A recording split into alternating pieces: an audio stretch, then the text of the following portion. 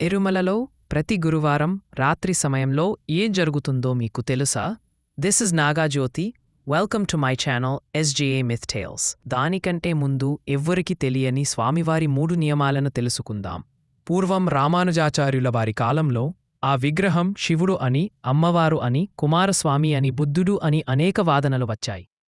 రామానుజాచార్యుల వారు మన పురాణాలని ఆధారంగా తీసుకుని విష్ణుమూర్తి అని నిరూపించారు. అలాగే భవిష్యత్తులో ఎవ్వరికి అనుమానం రాకుండా 3 కట్టుదిట్టాలు చేశారు.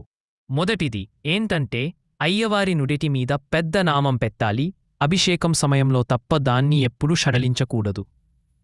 రెండవది ఏంటంటే సాధారణంగా స్వామివారి స్వయంభువుకి శంకుచక్రాలు లేవు.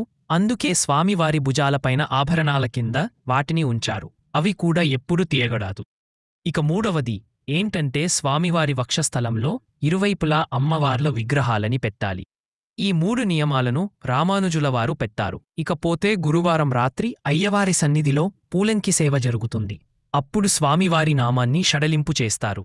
అందువల్ల శుక్రవారం నాడు మనకి దర్శనం దొరికితే స్వామివారి నేత్ర దర్శనం చేసుకోవచ్చు. మీకు ఇలాంటి వీడియోస్ కావాలంటే please like, share and subscribe to my channel.